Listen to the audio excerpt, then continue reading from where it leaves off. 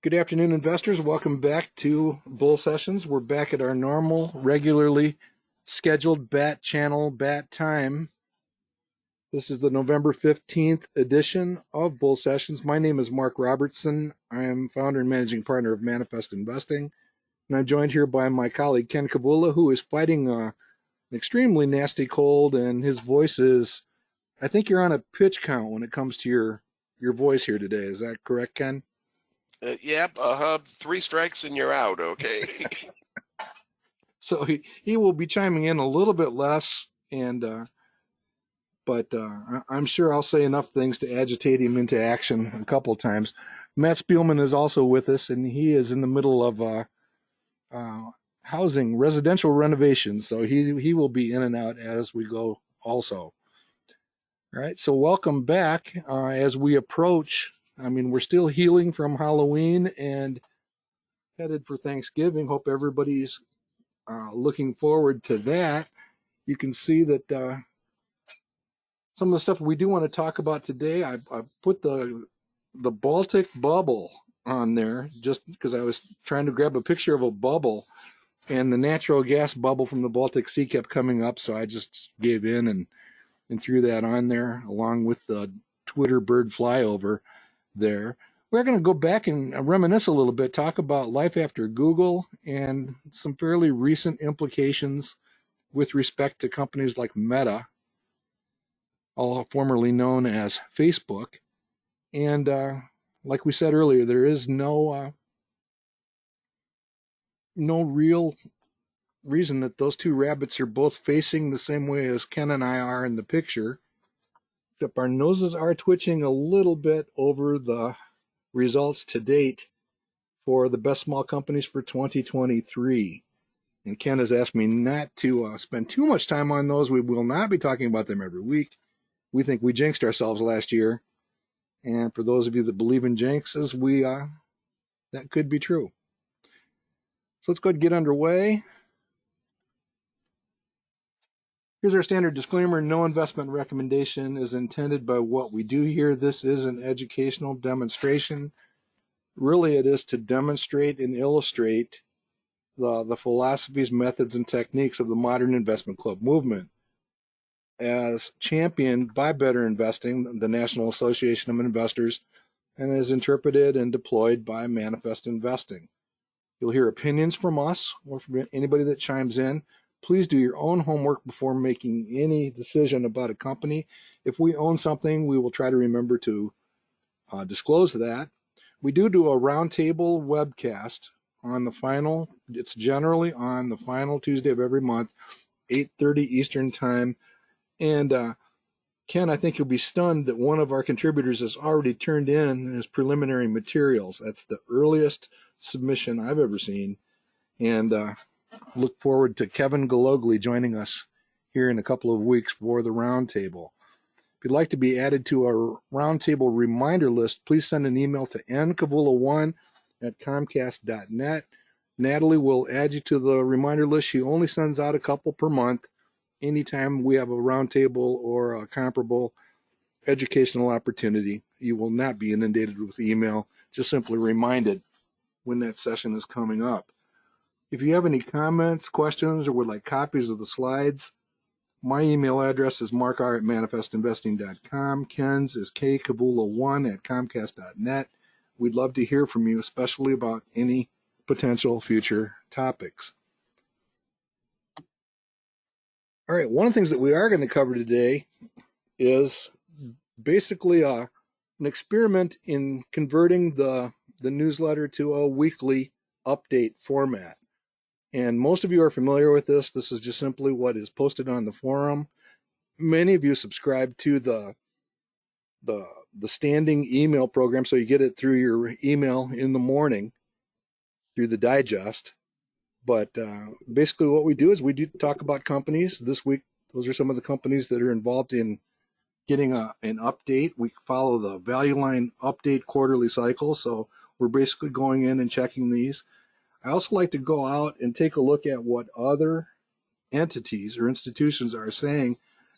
This week's entry actually comes from Edward Jones, noting that inflation did appear to slow down a little bit, and that's a good thing for stocks. Perhaps the interest rates will slow down at some point in the not too distant future. And just like to kind of share that type of thing with the newsletter. So we'll come back to that and basically walk through that weekly update. Any comments or questions, Ken? Just going to pile on just a little bit, Mark. This morning, producer prices also showed a decline, bigger than expected. So it seems that not only are the consumer items moving in the right direction as far as inflation, but the producer prices are also moving in the right direction. So maybe this will give the gentlemen and ladies on the Federal Reserve a little bit of opportunity to decide they may want to slow down and then pause. I don't think you're going to see them reversing their interest rate hikes, but I personally would like to see them slow it down a little bit now and give all these hikes a chance to actually work their way through the system. Yeah, one of the governors, one of the ladies, actually did speak in a more measured tone about slowing down. I believe, just yesterday. And people thought that might actually give the market a continued boost. The market did take a breather yesterday by the end of the day. Yeah, she happens to be the vice chair of the Fed, Mark. Okay. That was her, huh? All right. Well, we can only hope, because I don't want to see them go too much further. I understand what they're attempting to do. I just hope they stop the printing presses at the same time they're doing this, or at least slow them down. All right, here's our look at the stock market as characterized by the value line index, which is prepared by adding up all of the companies. That's the green bars. That's the representation of the stock market by that set of 1,700 companies. The blue line is the trend line. It's just simply math. The exponential trend line through that over time. And our belief is that ultimately the green bars will approach, and they're actually getting pretty close now. The red is simply the sum of all the forecasts. Think of it as if you had done 1,700 stock selection guides on the companies in the value line standard edition, and you averaged it. You would actually get that quarterly red dot from time to time. So you can see that the days leading into, starting with Halloween 2007, you can see the Great Recession and how deep into the buy zone many of our studies got. As 2008 actually progressed. Same thing happened just a few months ago, a couple years ago now, with the COVID. And the companies were fundamentally sound, those that were still continuing to be open for business anyhow. And that red forecast actually leaped up to Great Recession type levels. Any thoughts you want to add to this, Ken? We're kind of at the normal levels for expectations. Yeah, remember that we're not measuring the entire market here. We're measuring the value line subset of the entire market. We would expect that if we were measuring the entire market, we'd be somewhere around 10, 11% for growth on an average year. This number is still 14, which is still better than average growth for any market.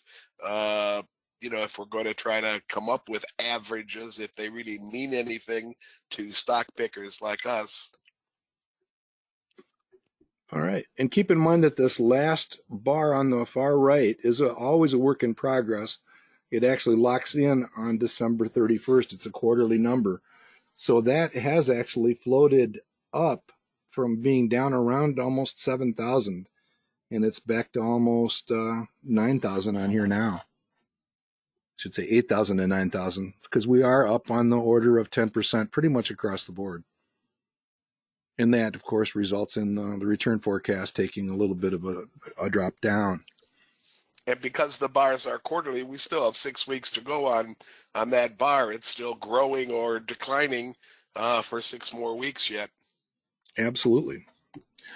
All right, here's a look at that same set of information over the long term. And again, this is another blue line that we tend to like.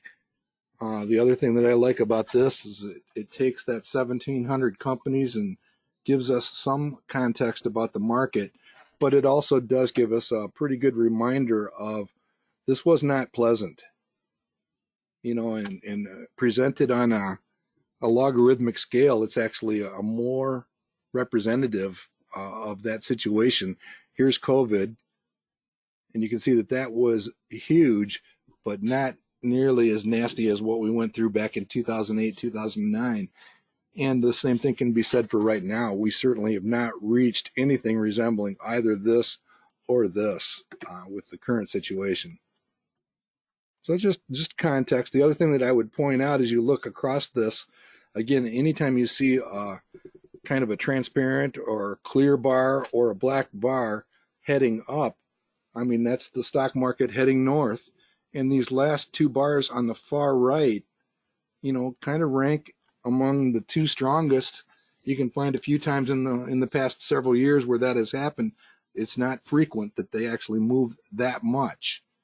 And so the recovery has been quite strong, especially since sometime in October. All right, here's a quick look at, again, just want to grab a couple of things. We mentioned bubbles.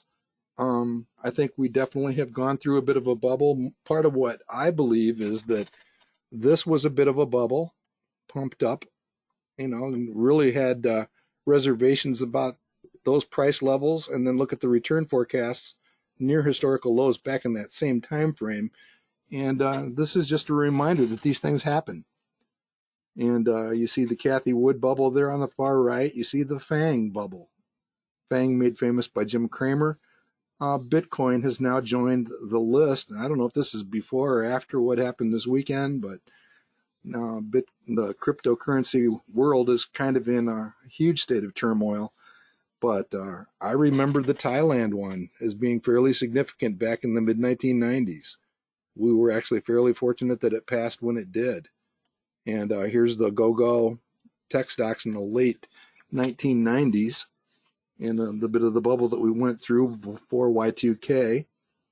So just a reminder that, bubbles are not new, and there will be another bubble in something. Any thoughts or comments, Ken?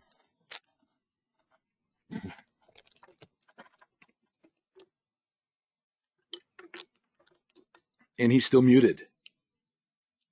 I have a hand in the air. There we go. You're putting a hand in the air and answering it yourself? Yeah, Jennifer, you'll have to unmute yourself if you want to speak.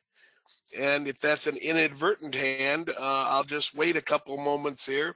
But you are self-muted, Jennifer. Okay, I'm going to assume that's an inadvertent hand, Mark, and let's continue then, okay? Okay.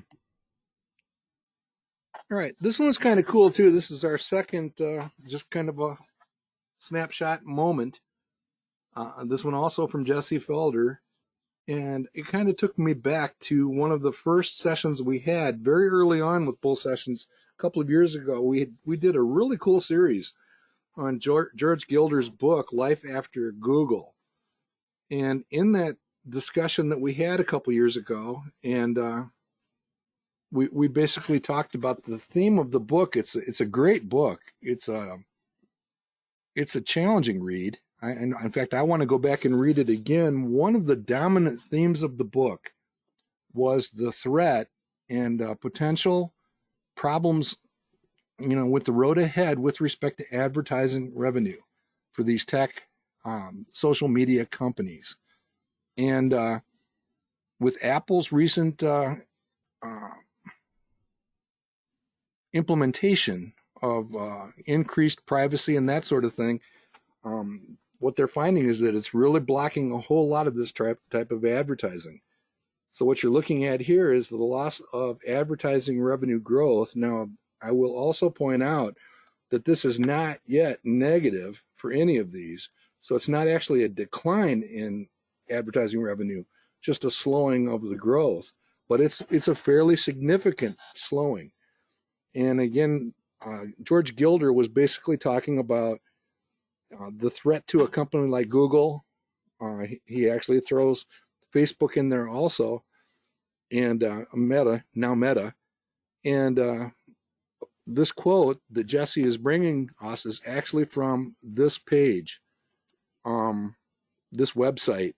It's Professor Scott Galloway, and he goes through about a 15 or 16 minute discussion of what's going on here. And this slide is actually taken from that discussion. So again, talking about this, I'll call it a clear and present danger to these tech giants, and just something to keep in mind. So I think one of the overriding themes, Mark, of life after Google was uh, until the general population begins to understand the value of information, all kinds of information, personal information might seem trivial, but when you combine it, a billion times, you begin to see things that you never could see if you were looking at a single person. That's the overriding theme of life after Google.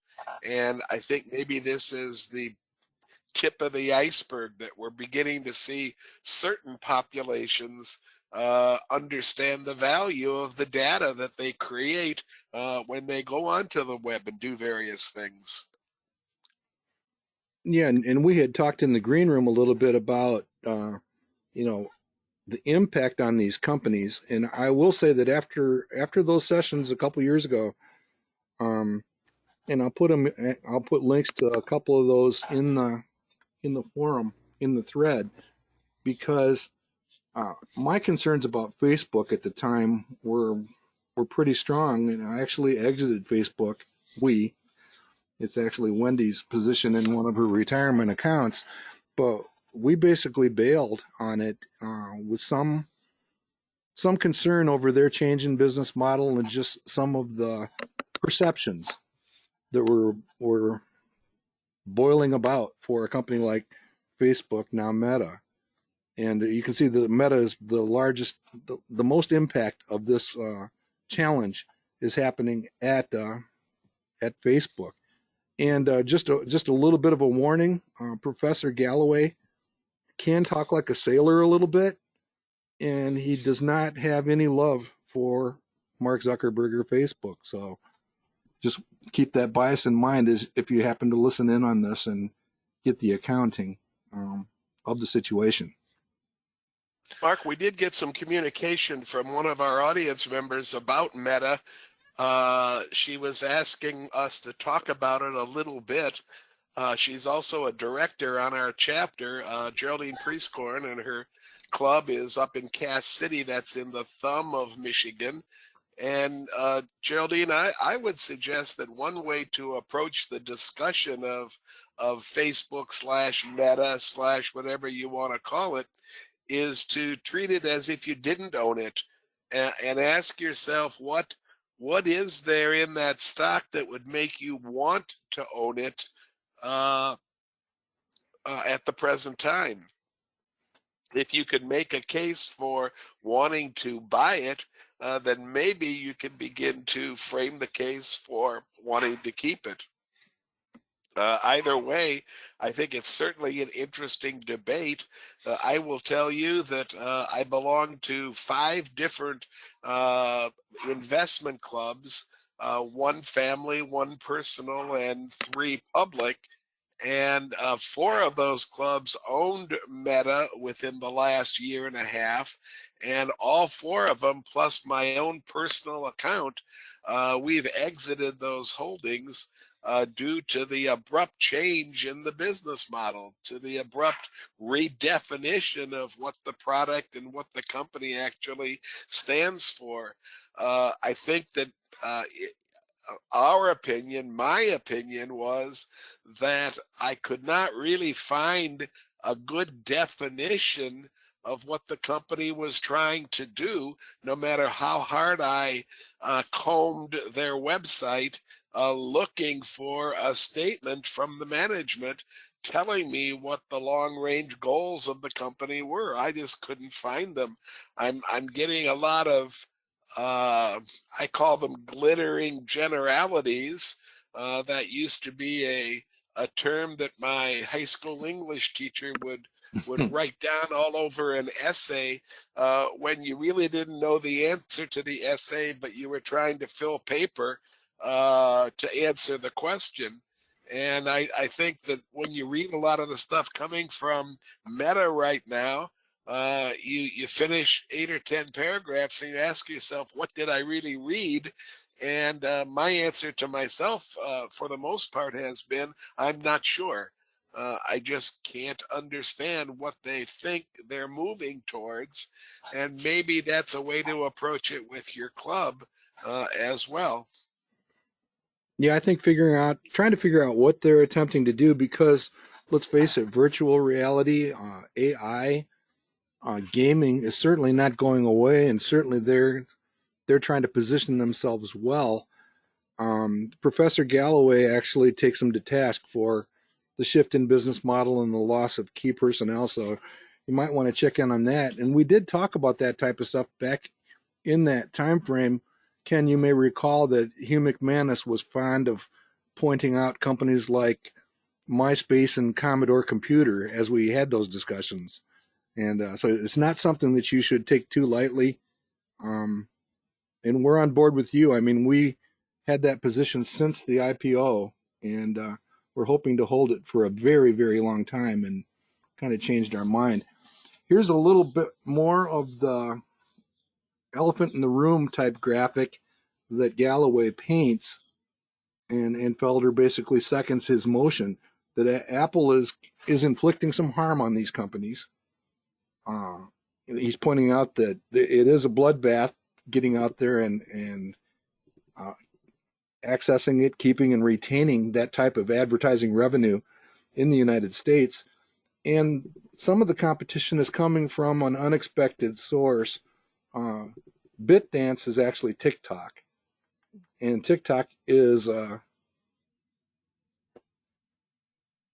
becoming quite influential and quite impactful in this market. So there's a lot of talk about um, TikTok in the future of TikTok also in these type of circles. So again, just keep this all in context and just realize that that threat is not imaginary. What are they doing about it? And I would second Ken's notion of just trying to figure out, well, what do they seem to be trying to do about this situation? Any further thoughts, Ken? No, I like the elephants in the room. There's a couple of them there, aren't there? Yeah, he's basically pointing out Apple and TikTok. They're inflicting a lot of harm in competitive circles. All right, quick update on the Groundhog. We've got 3 months to go. A couple of celebrities up at the top. Buffett has climbed back up to the top. Kurt Kowitz in the number one participant shot for the individual honors. And again, Kurt has asked me to remind you that he spends less than 2 minutes doing this when he enters the contest. He basically pulls up the default screen on company research at Manifest, and he picks 5 names from the top that he likes. And again, he has never taken more than 2 minutes to do it. So he just wants to make that point. Herb Lemkool, Kay's husband, a lot of people still hanging up at the top. George Mackey continues to lurk within striking distance. And Ken, I'm pleased to report that the monkey has fallen out of the top 10. All right. Watching him like a hawk. The Montgomery County Club is one of Kevin Galogly's. He'll be joining us for the roundtable, one of his adventures. And good luck down the final quarter of the race. We're seeing a little bit better on the total performance. A few more entrants are beating the market. And you're not going to believe this, Ken, but Kathy Wood was not in last place for 2 days. And she's back in last place. So we continue to honor Kathy, respect what she does, but man, very unlucky. All right, you ready for this big guy? Well, let's talk Best Small Companies 2023. We're not going to do this every week, but we couldn't resist this one. I had to do a scale change on the graph this morning to fit the traditional red bar. So we are actually besting the market after 2 weeks of this year's contest. And we're going to try not to jinx ourselves this year, but good, clean fun all around. Feels a lot. That red bar feels a lot better than the one we've been looking at for several months, Ken. Here's a look at the actual contributors. These numbers are massive. We jokingly talked about uh, selling our position and walking away because we are almost 10 percentage points ahead of the market in 2 weeks. And I think Yeti was my idea, but so was Summer Scientific. And I think Ken's personal favorites were MP Materials. That's a rare earth, decent study. And again, we believe that this number in the middle of the screen here, this 2.6 for year-over-year sales, will improve as soon as the analysts figure out what they're doing with their expansion plans. InMode is in here. Going to see in a few minutes that I added InMode to the Tin Cup portfolio, and another strong favorite these days, Monolithic Power, and their magnets for electric vehicles. And of course, Portillo's, the best performing selection in the roundtable since July of last year. And Ken, I do want you to notice that for the first time in a long time, that Portillo slide, I was able to remove it from the presentation. It may be back, in a couple of weeks at the roundtable, but it's been subdued here. What's depressing the quality in Portillo's? Is it just the short history, Mark? Yep, it'll be coming up. It's the short history. Okay.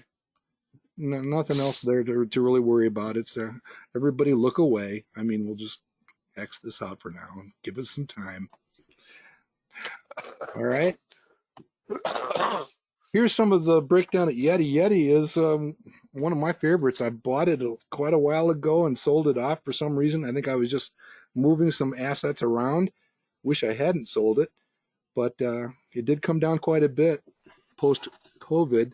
But you can see that their coolers and equipment are doing very well. Drinkwire is still doing pretty good.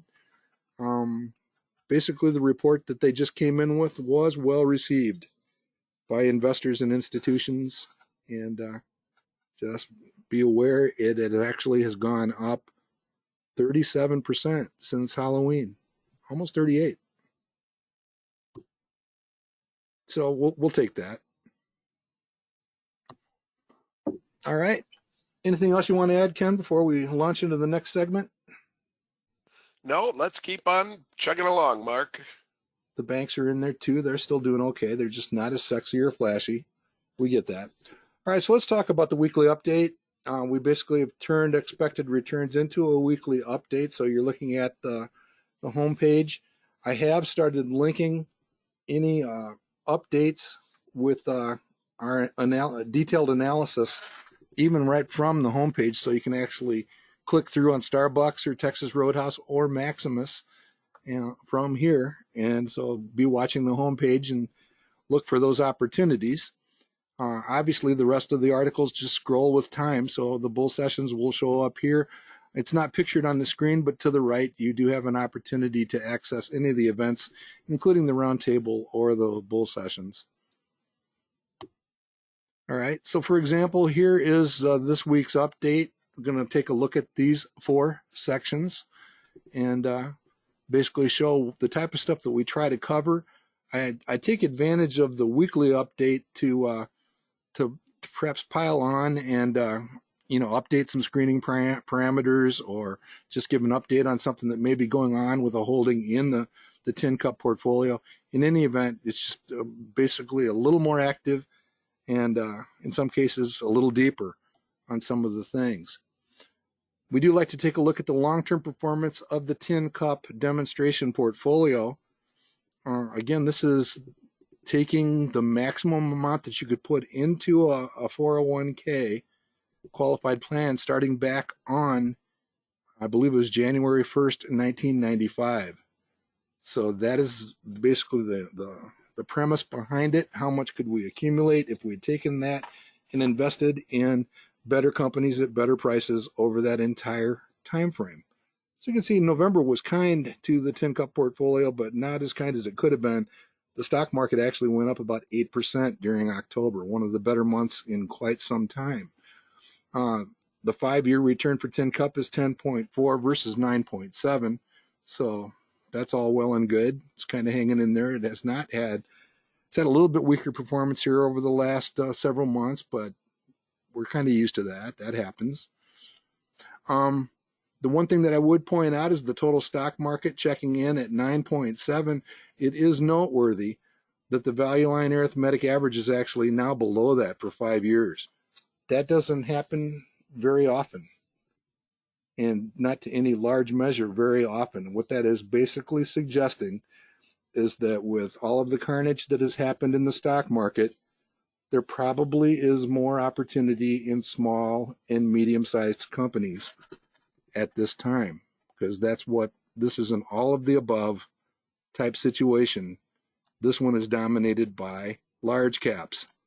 So it's basically saying that there probably is some decent opportunity in that field.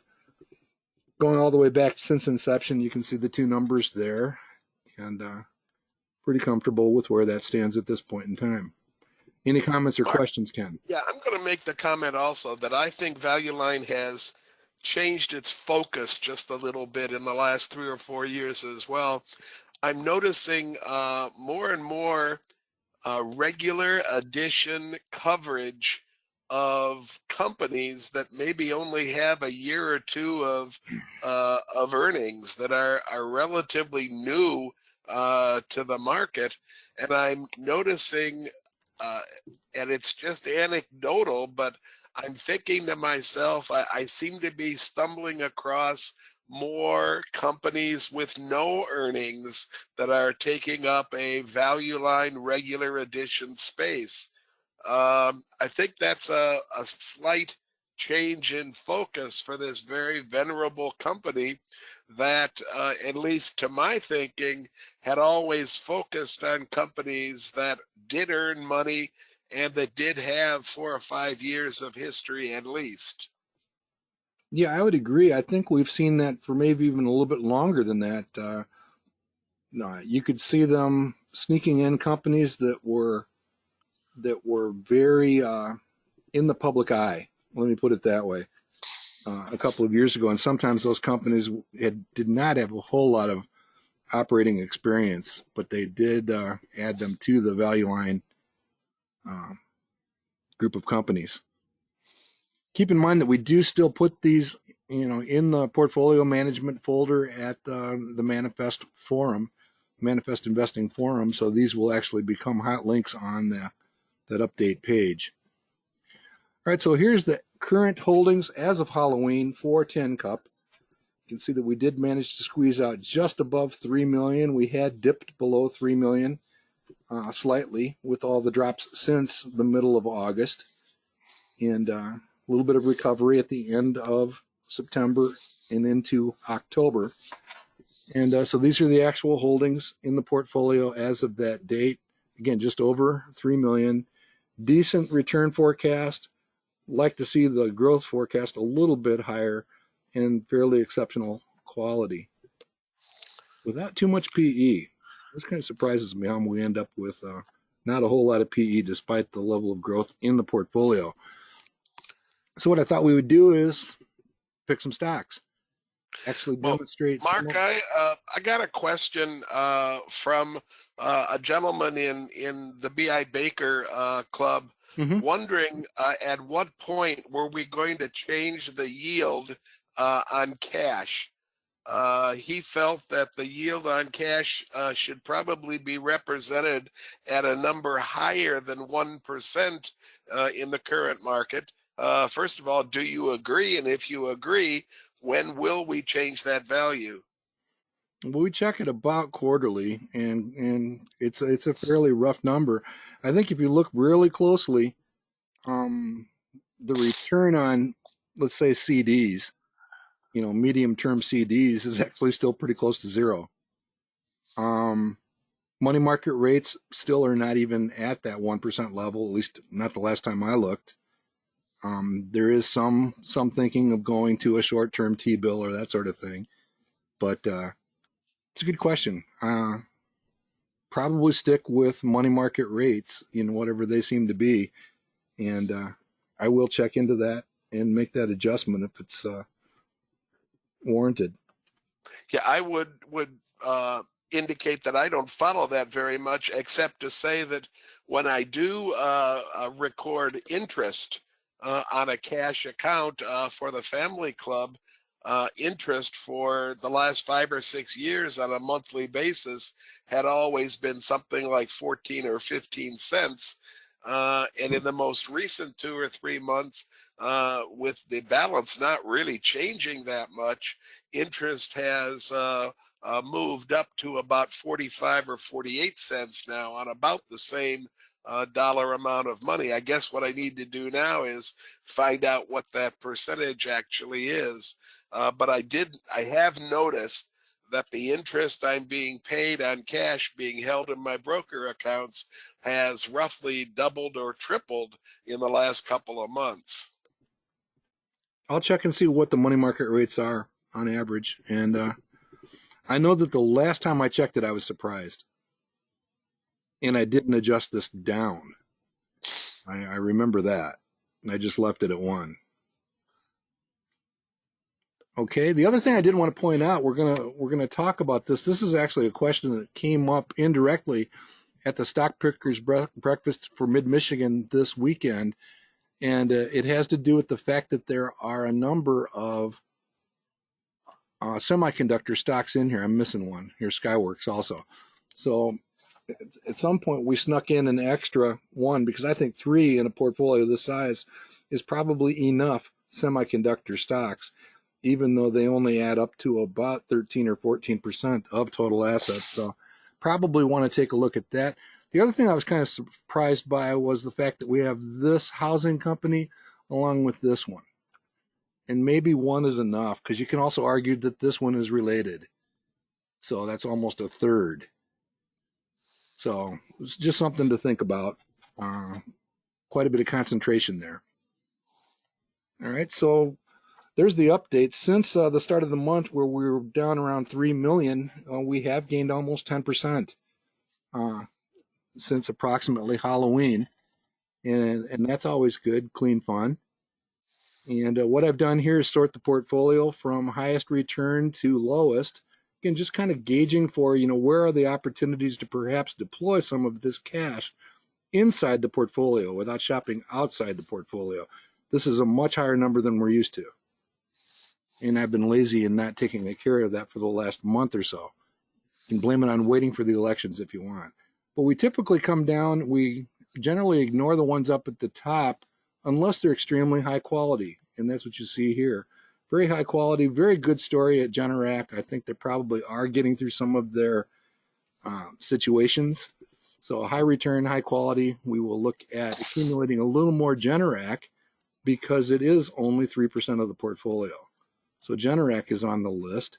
And then you just basically drop down. We can't really add any Google as much as we'd like to. Anytime you're in that 8 to 10% range for a portfolio this size, in terms of number of companies, that's a pretty full position. So won't be adding to that. Going to probably sneak a little Amazon in there because Amazon has dropped down quite a bit and can just trickle a little bit into Amazon. Okay, so using the worksheet feature at Manifest Do you Investing. want some input from anybody else, Mark? Well, yeah, sure. If you got some input. If you back up, I would suggest that FleetCor's par is pretty decent, and that you should be looking at the comps between LGIH and MDC, and maybe it's time to move that position of LGIH out of the portfolio in favor, if you want to keep 10% in home builders, then maybe add another home builder, because I'm thinking that LGIH par is really substandard for the industry right now. So I'm suggesting you might want to add to the FleetCor position. That's a 15.4% par and a growth of 9+ for a good, solid, medium-sized company. And I'd like to see either LGIH, the position cut maybe in half or maybe eliminated altogether. Okay, well, it's a good segue because that's where we ended up. Is it? It is. Oh, well, all right. All right, here's what I basically decided to do. I wanted to begin the thought process of pairing out a home builder, and you can see, as Ken just suggested, again, we didn't rehearse this, folks. LGI Homes and ASE Technology. It's actually been quite good to us. It pays a heck of a dividend. Also, these we have set aside, put them down in purgatory, and you can see that affects the cash position of the portfolio when you do that. We're basically doing a what if here. What if we sell ASX and LGIH? And what I've also done is added a few shares to Amazon. If I had talked to Ken before this session, I might have actually trickled this up. Maybe that's an action to be taken in the not too distant future. And then we also added a few shares to Generac. And that is all reflected in that cash position, all of those transactions. So we still have a bunch of cash on hand and still thinking about what do we do with chips. And this morning, I'd already been thinking, I've been scratching my head over this for a long time. I know that people like John Kimmel out in Kansas have been a big time fan of Taiwan Semiconductor for a long time. It's been very, very kind to John. And he's always encouraged a closer look at the company. Yes, I understand that there is a geographic threat there. They're just a few hundred miles from China. Ken, do you know the exact number of miles? Well, I know it's less than 100. But I don't know. No, I don't know the exact number. And they are skirmishing, but that's not exactly new. And really bad things could happen. But at the same time, Mr. Buffett is betting on some stability and just basically suggesting to me, anyhow, that he sees the drawdown in the stock price as possibly being worth a little bit of risk here. So Berkshire Hathaway did, and I don't know whether it's Buffett or not, or his lieutenants, but they did actually take a position fairly recently in the company. Coincidentally, and at the same time, simultaneously, a quick screen on for companies to look at either inside or outside the portfolio. Keep in mind that we have very full position in Alphabet, so that's not eligible. Basically sorting for companies that have a high manifest rank. That simply means that their quality and their par are relatively high, that are also potential triple play qualifiers. We know that triple play qualifiers can be very attractive candidates for study anytime you have basically a nasty bear market or recession that's been dragging on for a little while. I would argue that we're kind of in that mode right now. So some very interesting companies here, Ken, that actually show up on the list, including the subject of Berkshire Hathaway's interest in the accompanying article. Your thoughts? And I noticed that one of your personal favorites is really prominent here. Yeah, I like that company a lot. But if I were putting the money to work today, I think I'd be putting it to work at the second last company on the list. You like MP Materials? I like the size compared to the size of the other companies in the portfolio. I don't see any really small companies in there. The growth is certainly stunning, and I think that growth call is probably on the extremely conservative side. Um, all in all, I like that one an awful lot. I do like Fox Factory. I do like Signature Bank, but I think there's better regional banks than Signature. Agreed. I'm not sure why we would look for yet another semi in this portfolio. Well, you do if you're getting rid of the other that are getting in your way. So if we're selling ASE and Micron, we're basically saying it's okay to have these two actually act as survivors. I guess I missed the sale of Micron. Are you going to try? You going to move Micron out of the portfolio Well, as well? piling on. And the reason that I'm piling on here, this one actually has a fairly decent outlook. I like it a lot. This number is a bit strange. Probably would want to dig into it a little bit to see if there's something going on there. And this number is a little bit weird too. It bothers me. course, this number is also kind of ugly. I like the consistency of these three at the very top. And you take a look at the fact that they are covered, the decent forecasts at value line on all three. These up at the top kind of sing to me a little bit. Yeah, I think I told you in the green room that I'd love to see ASML on this short list at the bottom down here too. I'd like to see it compared to the rest of the group. I think we'll probably do a challenge with ASML in the future. I agree. That's a good one to think about. So anyhow, I concur on MP Materials. That's in our small company list for 2023. So what I basically did is added Micron to the spinoff list. That just aggravates the cash situation a little bit. You can see the extra shares of Amazon and Generac have been adjusted here. So these have actually been upped a little bit. Again, folks, I'm playing a what-if game. What if we sell the companies at the bottom and basically infuse, and lo and behold, Ken, thinking on the same wavelength without comparing notes. I do like the rare earth story behind that company. It's a great study. I would recommend it to anybody out there. The stuff they're doing is just fascinating with the rare earths, trying to basically provide a large component of global demand for some of the companies involved in electric vehicle production. So cool stuff all around. Yeah, I'm always a little bit more conservative than you are, Mark, and the only thing that I might do differently is I might say that I'm going to add MP Materials to the portfolio, but I'm going to do it in 2 or 3 bites. Sure. If I had some certainty that we had bottomed in the semiconductors, then this single bite of $176,000 makes sense, but I'm just not certain that we've bottomed yet. Sure. And I might be leaving some of that cash sit and maybe taking a 2.5–3% position, and then another 2.5–3% position in a month or even 2 months.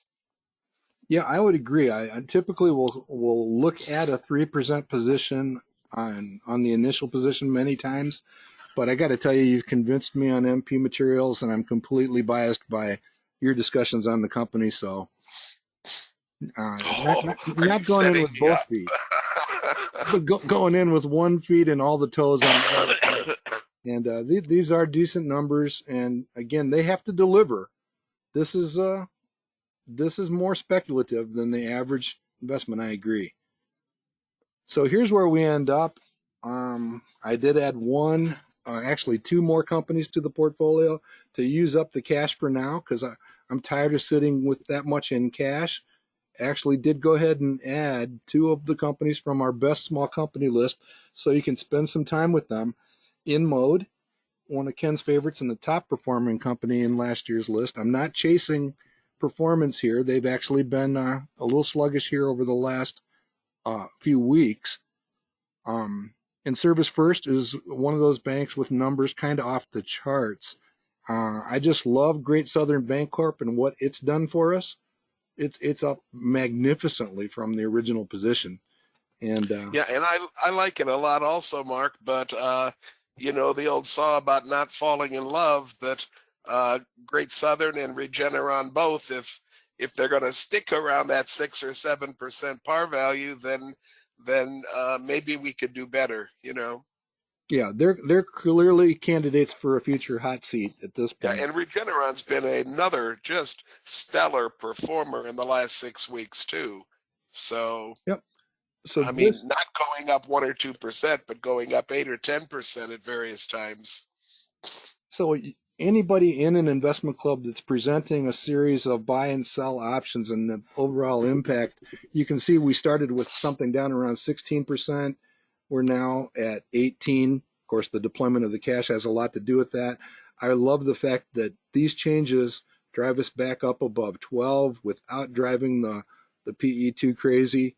And I believe the quality was actually improved with the moves that were made. So I like that this is a little more spread out, and I do like the fact that it is represented well with Google. By the way, when Google, talking about Google with respect to that Meta and that other conversation a few minutes ago, I kind of put Google in the Tesla box of they're not just a search engine.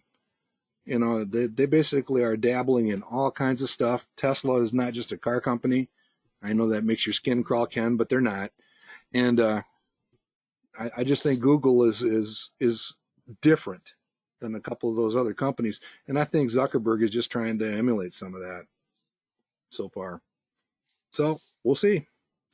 So again, this is an example of you could put this all together. When you're done, you just simply go back up here and save it to the original, and it replaces the portfolio that it was originally cloned from. So that is the portfolio you will see when you go to the website and click on the Tin Cup public portfolio now. Any other questions or comments, Ken? Excuse me. No, the only thing that I would tell people is if you're going to use the worksheets on a regular basis, after you go and actually do all the buying and selling, you need to just check your brokerage account and then adjust your cash. In these big accounts, your cash can be off by as much as $1,000 or more depending on the price on the day you make the trades and everything. Oh yeah, oh yeah. So make sure that you do go in and adjust your cash to make it match what actually is in the broker, so that the next time you start a worksheet, you're in good shape for it then. Yeah, and it's really easy to do, everybody. All you do is edit the cash amount, just Right, clicking here and just making right. and reconciling that number. All right. Sweet 16 triple play qualifiers. Again, this is just an expansion of that list we looked at earlier. These are triple play qualifiers with a slightly lower manifest rank, so a little bit weaker return forecast and quality, but not a lot, just a little, so that we end up with 16. And there's some fairly interesting names on this list, including some of the ones that we've already talked about. What strikes you, Ken? Well, I think there's 15 on the list, Mark. So, Oh, did I stop too soon? no, I think you might have 16 names, but I won't even consider 10 cent. 8. Okay. I thought I made a mathematical mistake. Okay, we'll leave that one No. aside for now. Yeah, but our president's over there fixing everything right now, so maybe you can find a warm spot in your heart for 10 cent pretty soon. Not likely, huh? I think that maybe this is too much conspiracy theory, but I think that Mr. What's his last name? Is that the premier's last name? I think so. Mm-hmm. I think he's setting the capitalist countries up sucker punch again, and people go rushing into these stocks because the government does a little bit of loosening and makes things sound like they're going to be really, really play nicey nice, and then 6 months from now you bring that hammer down again, you drop those prices by 25, and those silly Americans lose money again. That to me, Well, that's the game that I think's being played a little bit. well, folks, and I'm not going to go deep into this, but they actually have written rewards. They have incentives for creating pain for us, and you can look it up and read all about it. We talked about that in a session of a little over a year ago. The one that gets me here is Qualcomm. I love the company. They're doing a lot of great stuff. This Nova Measuring I've not looked at in detail, but I wonder how much of a competitor or customer it might be of MKS, which is an interesting one. So there's some companies there. And Matt Spielman, I don't think he's still with us, but he informs us that James Hardy is all over the Southwest and Southeast when it comes to building. I'm here. Oh, Yep. you're here. Yep. Not a new name at all in the region. Yeah, so they apparently make some good stuff for building residences and stuff. When you're studying Qualcomm, Mark, I think an interesting number to take a look at is how much of Qualcomm's revenues come from software rather than from chip making. Mm-hmm. I think you'll be pleasantly surprised by the very large number that comes from basically the company having a lot of proprietary information that it leases out to other companies to use. Absolutely. It's a great part of that study for sure. And a great part of what happened 20 years ago around Christmas. Well, 22 years ago now, around Christmas. All right. Here's a quick look at our fund manifest. And again, just pointing out the 20 companies that, again, we use this more for shopping ideas or study ideas than necessarily investing directly in the funds, although I wouldn't hesitate to invest in many of these. These are sorted from top to bottom by their performance since the date shown here. So most of them are approaching a 10-year horizon. And we're basically looking at the amount of outperformance versus the general stock market. So the strongest one checks in with a return of 23.9 over these trailing 10 years. That results in a relative return beating the market by about 11% percentage points. And there's not many of them above 5 anymore. This list used to be entirely above 5. And from top to bottom, again, drilling into the holdings for any one of these can actually lead you to some interesting study opportunities. It's part of what we do for the best small companies. So I do find it fascinating that First Trust Clean Energy, Green Energy, this is an exchange traded fund, QCLN, has generated this type of performance over here. Pretty interesting, a lot of EV type stuff and all that. I did choose to dig in just a little bit deeper to this one down at the bottom. This is a ProShares Ultra. This is a mid-cap fund. Here's the ticker. So it's an exchange traded fund. It's got a decent track record. And again, just to demonstrate the notion of going in, the reason I grabbed it is because our recent work with the workhorse companies known as medium-sized or mid-cap companies. And this is a leveraged fund. I don't know how much the leverage is, but when you look at the holdings, they have these things called swaps. I can't even pretend to tell you what swaps are. I think I know, but I'm not going to try to do that here. But it is a leveraged fund, so make sure you understand, you know what that is. For a long-term investment in an assertive, not necessarily conservative account, I think it would be a fine investment. But this list of companies, again, they have about 90 companies listed below this swap line. And there are some very interesting names there. Companies like Essential Utilities, which is one of the companies in our Janky portfolio. Steel Dynamics has been good to us. There's just a number of companies there to study. Any other thoughts, Ken?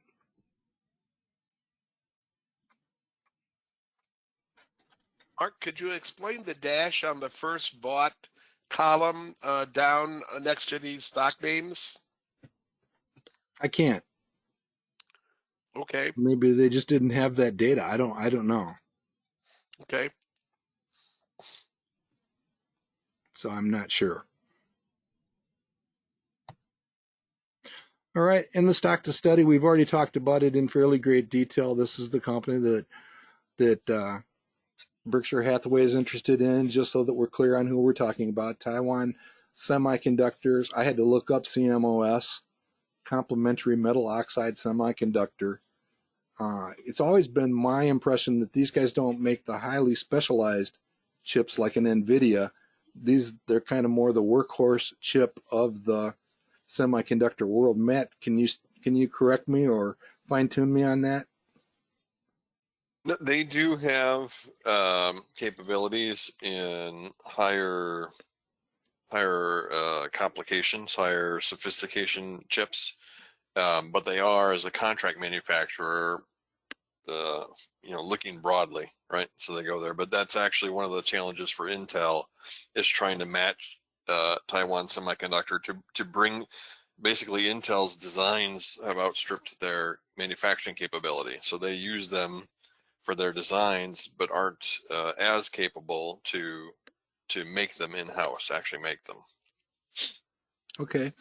And you can see the value line closing paragraph that we like to share for companies that we're following. They tend to like the the short and long-term look, the financial strength, etc.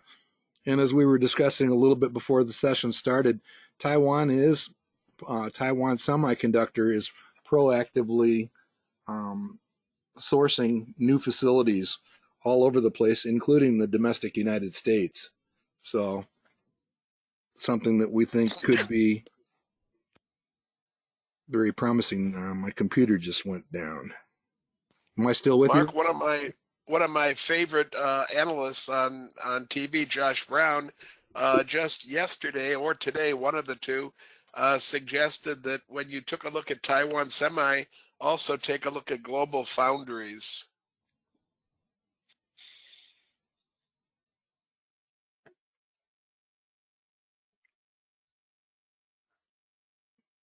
Oh, Uh-oh, are you still there? Hello? I hear you, Ken. Okay. I see Mark looks like he's about to exit PowerPoint, so maybe he's lost us. Okay.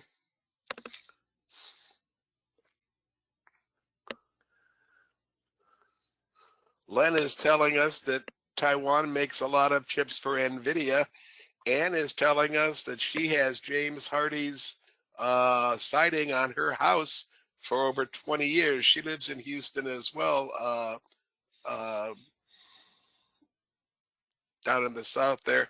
This is you said it was a cement-based siding, Right. Matt? Right. So it's meant to be if you live in an area that's prone to mold or moisture and wind, like strong storms, hurricanes, or pests, this is the kind of thing that that doesn't have the same problems that wood siding does for sure, but also is durable in ways that vinyl and aluminum aren't as well.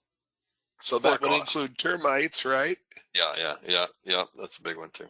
Matt, when you're down in Houston, do you do drip systems along the edge of your house to keep the foundation from shifting?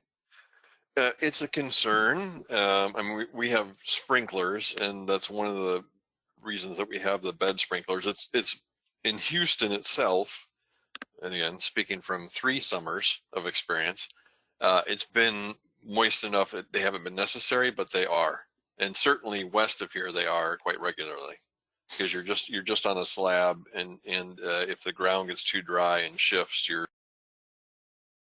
back of your house can. Yeah, I know my brother's up in Dallas, and he has to have this drip system around the edge of his entire home. In fact, he didn't have it on the first home he owned, and they did have a huge problem with the slab. Mm-hmm. Yeah, we actually moved a flower bed. There is a flower bed between our house and our driveway, which goes right up the side, and there were some bushes there that were sort of impinging on the car. So we took them out. We took all the vegetation out, because my wife is a former geology student, has a lot of rocks. So we made it a rock bed instead, not really like out in the desert west to make it native, but rocks anyway. But we left our irrigation system in place just for those occasions. Mark, are you hearing us now? I see that you had some movement go on here.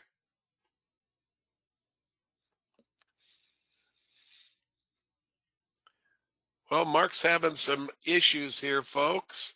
And we are just a little past 2 o'clock anyway, or 3 o'clock your time. 3 o'clock, okay.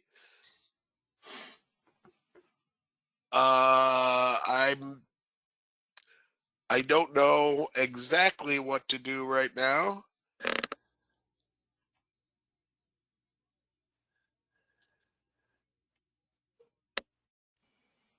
I think I'm going to tell everybody thank you so much for coming. I'm back. We Hear me? appreciate. Are you Hey. back, Mark? Okay, I was just going to do a sign off there. Okay. All right, I'm obviously missed a few seconds. Technical difficulties. I think. We saw you. We saw your cursor the whole time. Yeah, we could see what you were doing. We just couldn't hear anything. Yeah, my screen went completely blank, so I don't know what was going on. Okay. Oh, where did we leave it? Pretty much. Well, you were just finishing Taiwan up here. You had brought this picture up, and we're indicating that it's basically what we were seeing on some of the other slides, and that's where we stopped hearing you then. Okay. Consistent profitability. I don't know if you guys talked about the one that really stunned me when I dug in a little bit deeper. They have almost $50 billion in cash. Fairly interesting. So I can see why Berkshire is nibbling at this one, including some fairly low numbers down here with analyst comparisons. I'm pleased that the analysis is done with only an 18 PE mark. That makes a lot of sense to me, rather than using a 30, which looked to be the 2021 high value there. Yeah, these two PEs here are definitely a result of the disruption, the turbulence in the stock price that you can see. Yeah, absolutely. Post-COVID. Absolutely. All right. So hopefully we can just kind of close things down. The last element of the weekly update is to basically make you aware of any stock study audits that have been done. And those are hot links on everything there except for Forward Air, so you can take a closer look.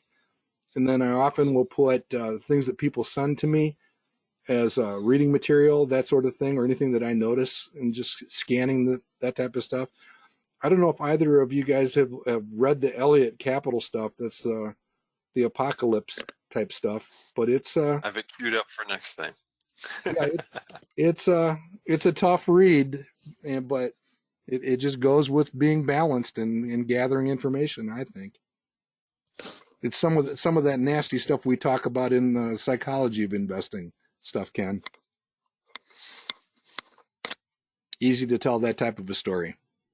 All right, so with that, just a quick reminder, we archive these presentations on YouTube under Manifest Investing, the roundtables and the bull sessions. Please consider subscribing to the site, and we will let you know anytime new content is added. And I'm just going to go back to last week's political moment where we talked about returns versus who's in the White House, who's in the Senate, and who's in the House. Well, the White House obviously the White House was not up for grabs, but the Senate has been decided, and the House has been decided. So we pretty much know that we're over there on the far right. There is one last race remaining. It could be a tied Senate, and that's why I put the Georgia Bulldog sign there.